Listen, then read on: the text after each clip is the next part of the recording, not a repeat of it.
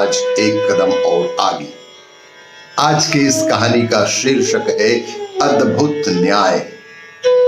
आपको ये मेरा वीडियो अच्छा लगे तो लाइक करें, शेयर करें और लाल बटन दबाकर सब्सक्राइब अवश्य करें। साथ ही बेल आइकन दबाना बिल्कुल ना भूलें। आज के इस कहानी का शीर्षक अद्भुत न्याय। एक दिन ग्राम प्रधान के पास एक मुकदमा पेश हुआ। दौलत राम का एक मकान बन रहा था, उसमें एक बढ़ई काम कर रहा था। दौलत राम का कहना था कि बढ़ई ने अवसर देखकर घर में रखे संदूक से रुपयों से भरी थैली चुरा ली है।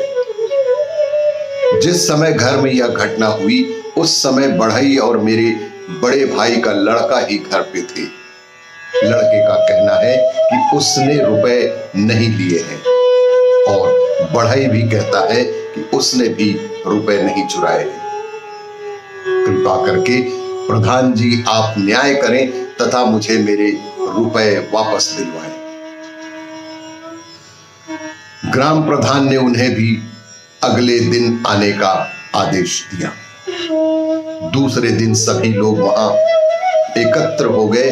बढ़ई तथा दौलत राम के भतीजे को प्रधान ने अपने पास बुलाया और कहा कि दीवार के पीछे एक छोटा सा डंडा पड़ा हुआ है, तुम्हें एक एक करके वहां जाना है और उस डंडे को मोटे सिरे से पकड़कर पतले सिरे को अपने सिर पर 3 बार घुमाकर फिर से सीधे हाथ से पकड़ना है और फिर वहीं पर रख देना है।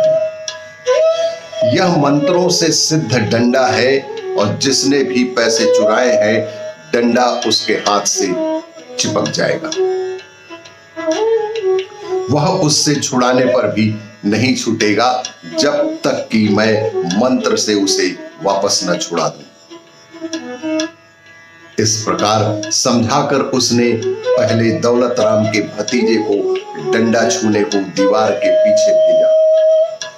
उसके लौटकर आने पर उसने पुनः बढ़ई को वही प्रक्रिया दोहराने की लकड़ी को दाएं हाथ से मोटे सिरे में पकड़कर पतले सिरे को अपने सिर के ऊपर 3 बार घुमाकर लकड़ी सीधे हाथ से वहीं रखकर वापस आने कहा।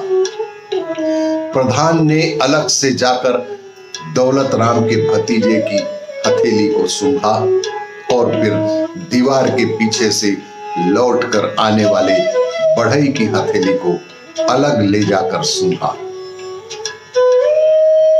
एक एक कर ग्राम प्रधान ने सबसे पहले भतीजे की हाथ को सूंघा, फिर उसके बाद बढ़ई की हथेली को अपने हाथ में लेकर सूंघ लिया। बस क्या था, न्याय का यह तमाशा देखने आए लोगों से उसने कहा कि अब मैं न्याय देवता के आदेश से यह निर्णय देता हूं कि रुपयों की थैली बढ़ई ने ही चुराई है। दौलत राम के भतीजे ने थैली नहीं चुराई है। यह निर्णय सुनकर लोगों ने देखा कि बढ़ई की नजरें नीची हो गई। बढ़ई प्रधान ने बढ़ई से कहा कि बोलो, चोरी कबूलते हो या नहीं? वैसे मेरे पास इसका पता लगाने के और भी कई तरीके हैं। बढ़ई ने तुरंत ही चोरी करना स्वीकार कर लिया। वह रुपयों की थैली अपने घर से वापस देने को दौलत राम तथा उसके भतीजे के साथ वहां से चला गया। लोगों ने ग्राम प्रधान से पूछा कि आपने यह कैसे जाना कि चोरी बढ़ई ने ही की है? तब प्रधान ने हंसते हुए कहा कि मैंने डंडे पर हींग का खूब सारा गाढ़ा लेप लगा दिया था। लकड़ी के मोटे सिरे पे मैंने हींग का खूब सारा गाढ़ा लेप किया हुआ था। जो डंडा पकड़े तो उसकी हथेली से हींग की गंध आने लगे। मैंने यह कहा था कि जिसने चोरी की होगी उसके हाथ में डंडा चिपक जाएगा।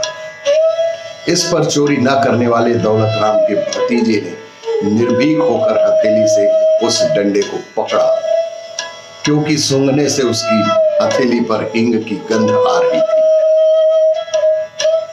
जबकि चोरी करने वाले बढ़ई ने डंडा चिपक न जाए इस डर से डंडे को छुआ तक नहीं, क्योंकि वहां उसे देखने वाला तो कोई था ही नहीं। इसलिए वह डंडा छुए बिना वहां से वापस लौट आया था। उसकी हथेली तथा उंगलियों में हींग की गंध बिल्कुल नहीं थी। इस प्रकार मैंने जान लिया कि बढ़ई ने ही रुपए चुराए। आपको ये मेरा वीडियो अच्छा लगे तो लाइक करें, शेयर करें और सब्सक्राइब अवश्य करें। धन्यवाद।